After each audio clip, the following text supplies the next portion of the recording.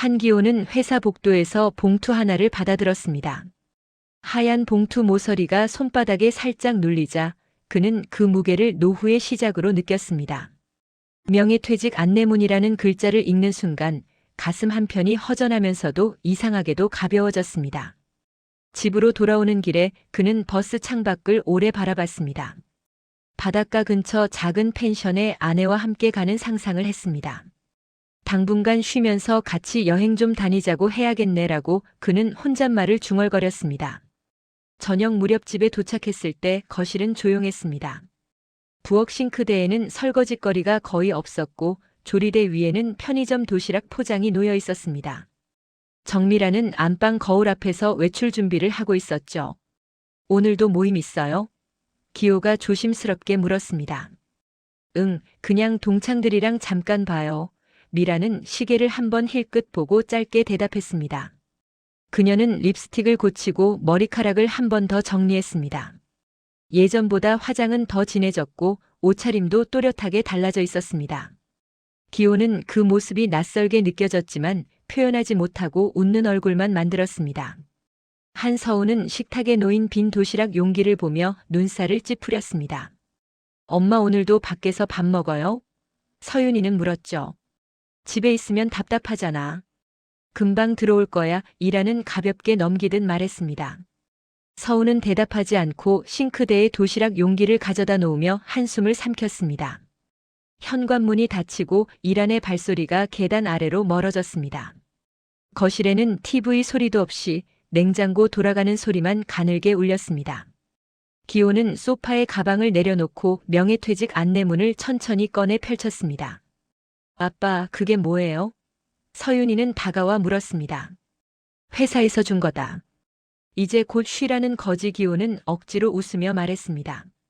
그러나 손가락 끝은 종이 모서리를 괜히 몇 번이나 접었다 폈다 했습니다. 서우는 아버지의 표정을 살피다가 말없이 안내문을 함께 내려다봤습니다. 기호는 그 시선이 부담스러워 서류를 다시 봉투에 넣어버렸습니다. 그날 밤 서유는 거실을 정리하다가 소파 틈 사이에 끼어있는 작은 메모지를 발견했습니다. 길게 적힌 번호와 짧은 약속 문구가 적혀 있었고 글씨는 분명 이란의 것이었죠. 서운의 가슴이 철렁 내려앉았습니다. 이건 그냥 공부 모임 번호겠지라고 자신을 달래보려 했습니다. 하지만 며칠 전 안방 서랍 속에서 보았던 낯선 휴대전화가 떠올라 마음이 무거워졌습니다. 다음 날도 그 다음 날도 이란의 저녁 외출은 이어졌습니다. 귀가 시간은 점점 늦어졌고 집에서 함께하는 저녁 식사는 자연스럽게 사라졌습니다.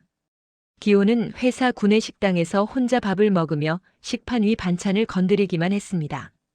다들 자식들 결혼하고 부부끼리 여행 다닌다는데 우리도 곧 그러겠지라고 자신을 달래보았습니다. 그러나 집에 돌아올 때마다 현관 앞 어둠은 점점 더 깊어지는 듯 했습니다. 불 꺼진 거실과 차가운 식탁은 말없이 그에게 변화를 알려주고 있었죠. 기호는 그 변화를 인정하기 싫어 조용히 TV만 켜놓고 채널만 무의미하게 돌렸습니다. 그의 마음속에는 설명되지 않는 불안이 작은 금처럼 생겨나고 있었습니다. 아직 아무도 그 금이 어디까지 번질지 알지 못하는 순간이었죠. 정미라는 아침부터 집안 곳곳을 천천히 살피며 필요한 물건을 하나씩 가방에 넣었습니다. 옷장 문을 조심스럽게 열고 닫는 소리마저 숨기려는 듯 조용했고 그녀의 움직임에는 오래 고민한 사람의 단단한 결심이 배어 있었습니다. 책상 서랍에서는 오래된 사진 몇 장과 작은 액세서리만 가져갔고 남겨둔 물건들은 마치 관계의 잔해처럼 제자리에 놓여 있었습니다. 한기호가 퇴근해 현관문을 열었을 때 집안 공기는 평소보다 훨씬 차갑게 가라앉아 있었습니다. 거실 테이블 위에는 서류 봉투 한 장과 정리된 가방 자국만 남아 있었고 신발장 아래에는 미란의 구두 한 켤레가 사라진 흔적이 선명했습니다. 기호는 잠시 멈춰서서 상황을 이해하려 했지만 가슴이 답답하게 조여들어 문틈을 여러 번 확인했습니다. 그는 거실 조명 하나만 켜진 채 텅 빈 공간을 둘러보며 이상한 예감을 느꼈습니다. 테이블 위에 놓인 봉투를 열었을 때 당분간 따로 지내겠다는 문장이 짧게 적혀 있었습니다. 그 문장은 마치 오랫동안 준비된 결론처럼 담담했고 감정이 빠진 문체가 기호를 더욱 혼란스럽게 만들었습니다. 서유는 연락을 받고 서둘러 집으로 들어왔습니다. 딸은 거실을 둘러보자마자 모친이 집을 떠났다는 사실을 직감했고 소파 뒤에 남아있던 작은 메모 조각들을 확인하며 불안함을 숨기지 못했습니다. 서유는 며칠 전 발견했던 낯선 휴대폰과 메모의 번호가 연결된다고 생각하자 얼굴이 굳어졌습니다. 기호는 아내의 흔적을 찾으려 안방 옷장을 열었지만 절반 이상 비어있는 옷걸이 줄이 가장 먼저 눈에 들어왔습니다. 그는 옷걸이를 손끝으로 건드리며 언제 이렇게 준비했는지 되묻듯 멍한 표정을 지었습니다. 침대 옆 협탁에는 미란의 장신구 몇 개와 오래된 영수증이 남아 있었는데 기호는 그것이 어떤 의미인지 곱씹었습니다. 주방에서 물을 마시던 그는 문득 카드 내역이 떠올라 휴대폰을 꺼냈습니다. 최근 몇 달간의 결제 기록은 모두 생소한 장소였고 주말 저녁마다 동일한 지역에서 반복된 지출이 표시되어 있었습니다. 그제야 그는 아내의 외출이 단순한 모임이 아니었다는 현실을 받아들이기 시작했습니다. 서유는 아버지의 손에서 떨리는 휴대폰을 보고 깊이 숨을 들이켰습니다. 그러나 무엇을 어떻게 말해야 할지 몰라 입술만 달싹였고 기호 역시 감정을 정리하지 못한 채 식탁 의자에 가만히 앉았습니다. 그의 눈에는 왜라는 질문이 떠 있었지만 그 질문을 건넬 대상은 이미 집 밖으로 사라져 있었습니다. 미라는 그 시각 새로 마련한 원룸에서 짐을 풀고 있었습니다. 창문을 반쯤 열어놓자 낯선 공기가 들어왔고 그 공기는 미란이 갈라져 나온 과거를 단단히 밀어내는 듯 했습니다. 그녀는 세탁기 위에 휴대폰을 올려두고 일정표의 새로운 생활 계획을 적으며 뒤돌아보지 않으려 했습니다. 그날 밤 기호는 겉으로는 담담해 보였지만 눈빛은 깊이 가라앉아 있었습니다. 빈 거실을 천천히 돌아보며 결혼 생활의 잔상들을 다시 떠올렸고 변화의 시작이 이미 한참 전이라는 사실을 뒤늦게 깨달았습니다. 한참을 멍하니 앉아있던 그는 결국 불을 끄고 소파에 몸을 묻었습니다. 그리고 처음으로 집이라는 공간이 낯선 곳이 될 수 있다는 사실을 실감했습니다. 한기호는 출근길 엘리베이터 안에서 자신이 거울 속 사람과 닮지 않았다는 생각을 했습니다. 눈 아래로 내려앉은 피로는 밤새 잠을 이루지 못한 흔적이었고 정돈되지 않은 머리칼은 마음의 혼란을 그대로 드러내고 있었습니다. 회사 건물에 들어섰지만 발걸음은 무겁고 느렸으며 주변 직원들의 인사에 제대로 응답하지 못했습니다. 회의실에 앉아 있는 동안 그는 발표 내용을 이해하지 못한 채 화면만 멍하니 바라봤습니다. 다른 직원들은 메모를 하거나 질문을 주고받았지만 기호는 손을 움직일 힘조차 느끼지 못했습니다. 상사는 그의 집중력이 떨어졌다고 느끼고 몇 번이나 이름을 불렀지만 기호는 뒤늦게 반응하며 어색하게 고개를 들었습니다. 점심시간에도 그는 구내식당에서 혼자 식판을 앞에 두고 밥을 거의 뜨지 않았습니다. 숟가락을 들었다가 내려놓는 행동만 반복했으며 식판 위 반찬은 그대로 식어갔습니다. 그의 귀에는 직원들의 웃음소리가 멀게 들렸고 그 소리가 오히려 자신이 고립됐음을 더 선명하게 느끼게 했습니다. 퇴근 후 집에 돌아왔을 때 현관은 전날과 똑같이 조용했습니다. 불 꺼진 거실을 지나면서 그는 본능처럼 미란의 방문을 바라봤지만 그 문은 이미 오래전부터 닫힌 채였습니다. 집안은 정돈돼 있었지만 온기가 사라진 공간은 기호에게 더 차갑게 느껴졌습니다. 그는 냉장고를 열어 간단한 음식을 찾으려 했지만 식욕이 떨어져 물 한 잔만 마시고 소파에 앉았습니다. 리모컨을 잡고 TV를 켰지만 화면 속 내용은 제대로 보이지 않았고 자막만 흐릿하게 스쳐 지나갔습니다. 그의 시선은 TV에 머물러 있었지만 머릿속은 텅 비어 있었습니다. 서유는 아버지의 무표정한 얼굴을 보고 마음이 아팠습니다. 딸은 조심스럽게 아버지 옆에 앉아 회사 괜찮아? 라고 물었지만 기호는 대답을 찾지 못해 눈을 피했습니다. 그의 침묵은 서윤에게 더 큰 불안을 줬고 딸은 그저 아버지의 어깨에 손을 올려주는 것으로 마음을 대신했습니다. 밤이 깊어지자 기호는 잠자리에 누웠지만 눈을 감지 못했습니다. 머릿속에는 미란의 빈자리가 반복적으로 떠올랐고 결혼 생활 내내 쌓아온 일상들이 무너지는 소리가 들리는 듯 했습니다. 그는 시계를 몇 번이나 확인하면서도 잠들지 못했고 결국 새벽까지 뒤척이며 몸을 뒤집었습니다. 다음 날 아침 그는 피곤한 얼굴로 출근 준비를 했습니다. 셔츠 단추를 잠그는 일조차 손이 떨렸고 거울 속 얼굴은 전날보다 더 지쳐 보였습니다. 그는 스스로를 다잡으려 했지만 마음이 따라주지 않았고 씻을 수 없는 공허함이 몸속 깊이 자리 잡고 있었습니다. 기호는 회사로 향하는 동안 버스 창밖 풍경을 바라보며 내가 지금 어디로 가고 있는 걸까라는 생각을 반복했습니다. 한때 소중했던 일상은 더 이상 제자리에 있지 않았고 그의 마음은 어둠 속에서 방향을 잃어가고 있었습니다. 가족이라는 울타리가 사라지자 기호는 삶의 중심을 잃은 사람처럼 흔들리고 있었습니다. 그는 자신이 버려졌다는 사실보다 혼자 남겨진 일상이 더 무섭다고 느꼈습니다. 삶의 균형이 깨진 순간부터 기호는 더 깊은 추락으로 향하고 있었고 그 추락을 막아줄 무언가를 찾지 못한 채 하루를 버텨나갔습니다. 정미라는 새살림집 현관문을 열며 가볍게 숨을 들이켰습니다. 좁지만 새로 산 가구가 가지런히 놓여 있었고 낯선 공간은 그녀에게 자유로운 기분을 주었습니다. 그녀는 구석에 쌓아둔 상자를 하나씩 열며 생활용품을 정리했고 비워진 자리를 보며 새로운 삶이 시작됐다는 확신을 가지려 했습니다. 박도연은 침대에 걸터 앉아 휴대폰을 만지작거리며 미란의 정리 과정을 흘끗 보기만 했습니다. 처음 며칠 동안 그는 미란에게 다정하고 사려 깊은 모습을 보였지만 점차 행동이 느슨해지고 관심이 줄어들었습니다. 미란은 그 변화가 작은 습관 정도라고 생각하며 대수롭지 않게 넘기려 했습니다. 며칠 뒤 도연은 생활비를 제때 내지 않았고 오히려 갑작스런 지출로 미란에게 부담을 요청했습니다. 그는 지갑을 뒤적이며 여유가 없다고 말했지만 하루 전에는 친구들과 늦게까지 술자리를 가졌다는 사실이 미란의 기억에 떠올랐습니다. 미란은 잠시 멈춰 도연을 바라보았지만 불편함을 애써 숨기고 상황을 넘기려 했습니다. 집안일도 서서히 미란의 몫이 늘어났습니다. 바닥 청소와 빨래는 물론 쓰레기 분리수거까지 대부분 그녀가 처리했습니다. 도연은 자신이 바쁘다는 이유만 남기고 실질적인 도움을 거의 주지 않았습니다.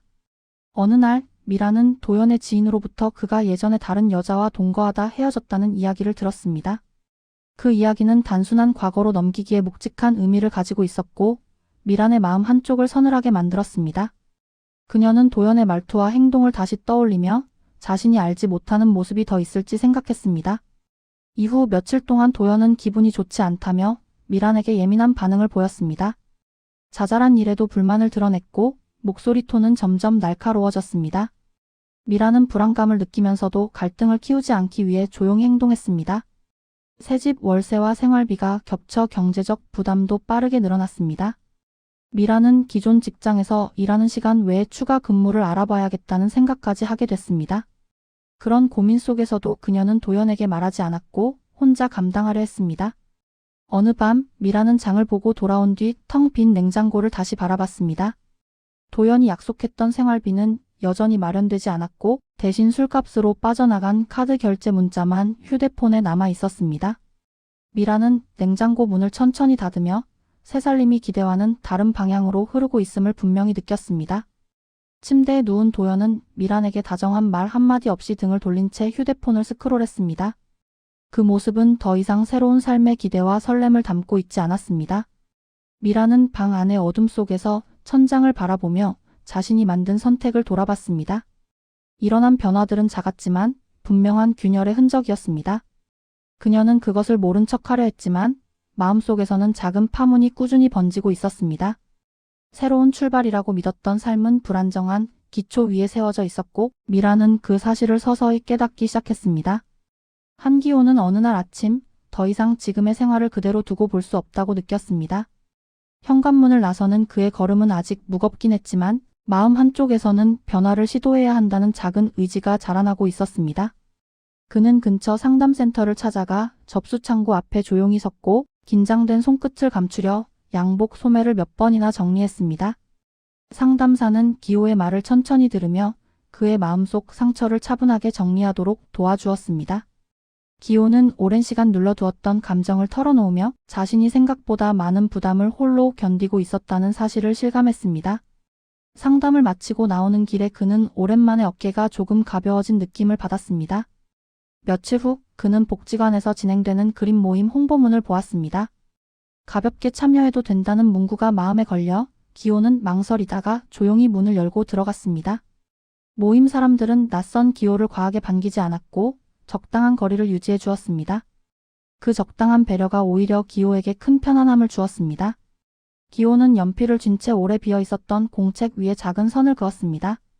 선은 삐뚤고 어색했지만 그는 그 선 하나에 오래 잊었던 감각이 되살아나는 것을 느꼈습니다. 모임이 끝난 뒤 다른 참석자가 조심스러운 미소로 인사를 건넸고 기호는 오랜만에 자연스러운 미소를 되돌려 주었습니다.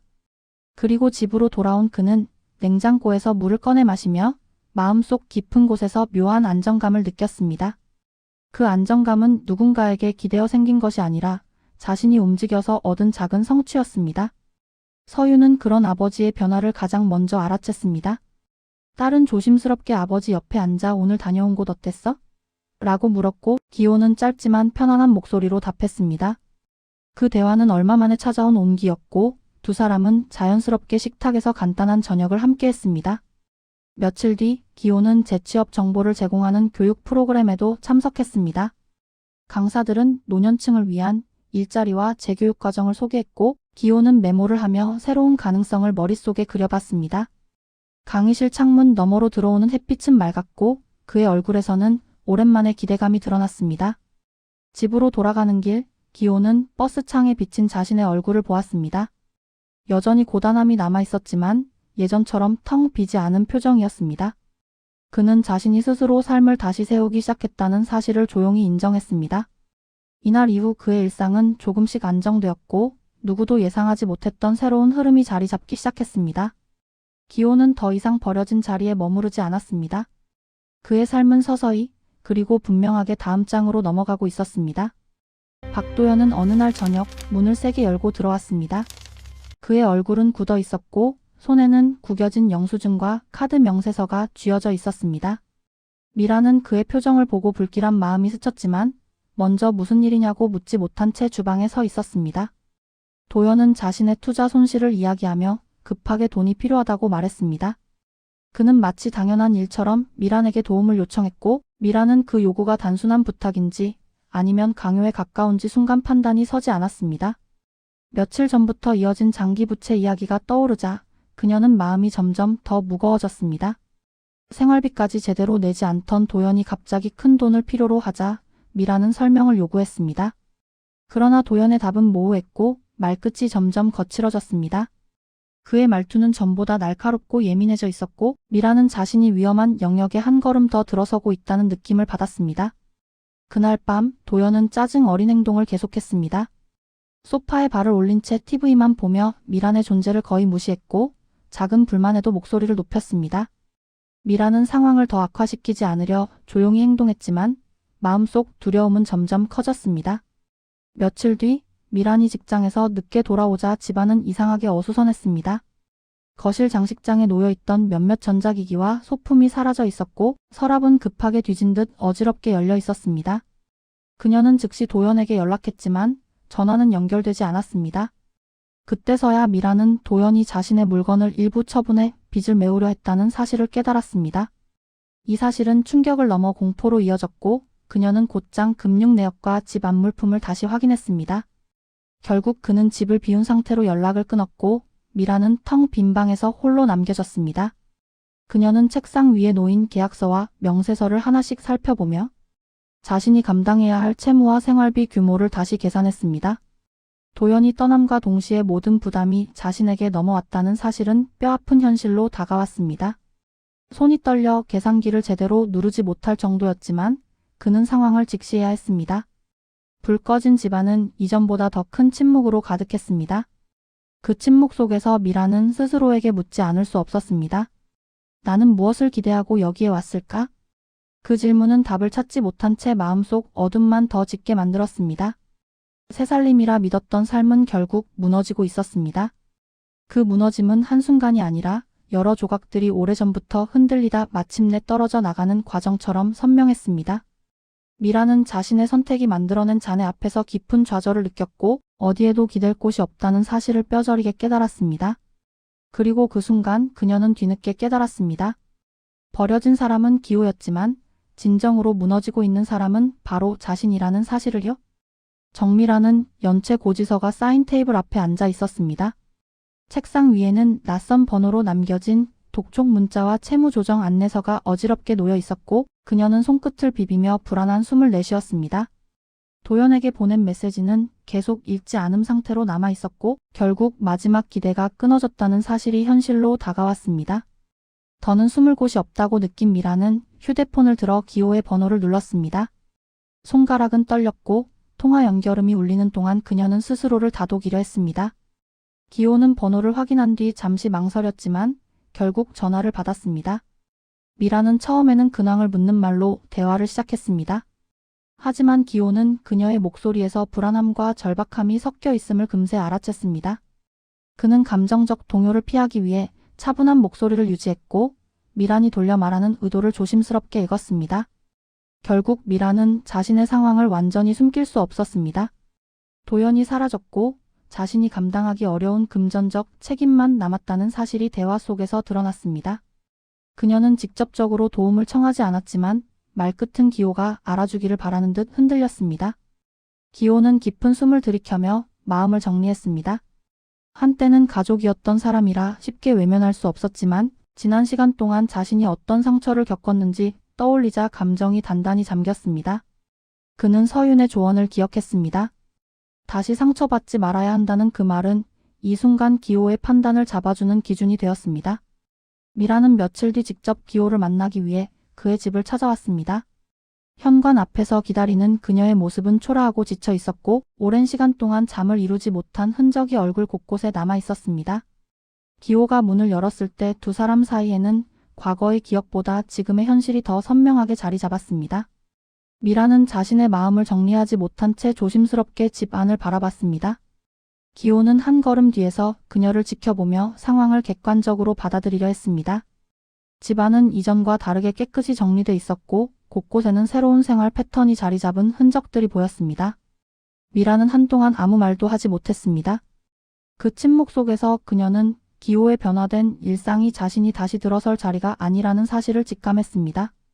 그 인식은 그녀에게 또 다른 충격으로 다가왔습니다. 기호 역시 알 수 없는 감정을 느꼈지만 그 감정은 미련이 아니라 냉정한 현실 인식에 가까웠습니다. 그는 미란의 의도를 묻지 않았고 대신 이 관계는 이미 끝났다는 사실을 스스로 확인하고 있었습니다. 짧은 만남이 끝나고 미란이 돌아서는 순간 기호는 현관에서 한동안 움직이지 않았습니다. 그는 이제 과거의 관계가 아니라 자신의 삶을 중심에 두어야 한다는 결론에 가까워지고 있었습니다. 두 사람의 거리는 다시는 회복될 수 없는 간극이 되었고 그 간극은 이날 더욱 확실해졌습니다. 한기호는 며칠 동안 자신에게 닥친 감정을 정리하듯 조용히 집안 곳곳을 정리했습니다. 쓰임새 없던 물건을 정리하며 그는 지난 세월을 돌아보았고 마음속에 쌓인 감정의 무게가 조금씩 줄어드는 것을 느꼈습니다. 서윤은 아버지가 이전보다 차분해진 모습을 보며 안도했고 필요할 때만 조용히 곁을 지켰습니다. 어느 저녁 기호는 상담센터에서 받은 노트를 펼쳐 과거의 감정 기록을 다시 읽었습니다. 거기에는 배신감, 두려움, 분노, 공허함이 적혀 있었고 그는 그런 감정들이 이제 더 이상 자신을 지배하지 않는다는 사실을 깨달았습니다. 그는 스스로가 생각보다 더 단단해졌다는 사실에 조금 놀랐습니다. 그런 중 미란에게서 다시 연락이 왔습니다. 짧은 메시지였지만 그 말들에는 도움을 청하는 마음과 의존하려는 기색이 숨겨져 있었습니다. 기호는 휴대폰 화면을 오래 바라보다가 답장을 보내지 않은 채 조용히 내려놓았습니다. 이튿날 그는 미란을 직접 만나기로 결정했습니다. 한 번의 대면이 필요하다고 느꼈기 때문이었습니다. 기호는 마음속에서 정리할 단 하나의 결론을 확인하기 위해 자리에 앉았습니다. 만남의 자리에서 미란은 불안한 표정으로 손을 꼭 쥐고 있었습니다. 얼굴은 전보다 더 수척해졌고 한때 자신감 있게 웃던 모습은 사라져 있었습니다. 그녀는 자신의 상황을 길게 설명하지 않았지만 그 표정만으로도 지금 얼마나 무너져 있는지 충분히 알 수 있었습니다. 기호는 그녀의 말을 조용히 들었습니다. 그러나 그의 마음은 흔들리지 않았습니다. 그녀가 떠났던 날의 충격, 그 이후의 혼란, 그리고 자신이 다시 일어선 과정까지 모두 떠올랐지만 그 감정들은 이제 과거에 속한 일이었습니다.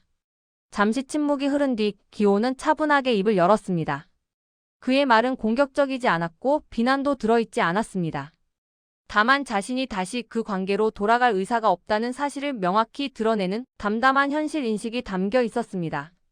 미라는 그 말을 들은 순간 눈을 떨며 고개를 숙였습니다. 그녀는 돌이킬 수 없음을 인정하면서도 그 무게를 견디기 어려워 보였습니다. 하지만 기호는 그녀의 감정에 휘둘리지 않고 자리를 지켰습니다. 잠시 뒤 미라는 천천히 자리에서 일어났습니다. 그녀의 걸음은 흔들렸고 문을 나서는 순간 어깨가 작게 떨렸습니다. 기호는 그 모습에도 반응하지 않고 조용히 앉아 있었습니다. 문이 닫히고 방 안에 다시 혼자 남자 그는 깊은 숨을 내쉬었습니다. 결정은 이미 마음속에서 내려져 있었고 그 선택은 복수가 아니라 스스로를 지키는 길이라는 확신이 있었습니다. 그는 홀로 남겨진 외로움보다 다시는 무너지고 싶지 않다는 마음을 우선했습니다. 그날 밤 기호는 거실 창문을 열어 바람을 맞았습니다. 오랫동안 답답했던 가슴이 조금씩 풀렸고 다시 시작할 수 있다는 생각이 분명하게 떠올랐습니다. 그의 얼굴에는 조용하지만 단단한 결심이 깃들어 있었습니다. 기호는 더 이상 과거에 머물지 않기로 했습니다. 그의 삶은 이제 새로운 방향을 향해 나아가고 있었고 그 선택은 스스로 찾아낸 가장 품위 있는 결말이었습니다.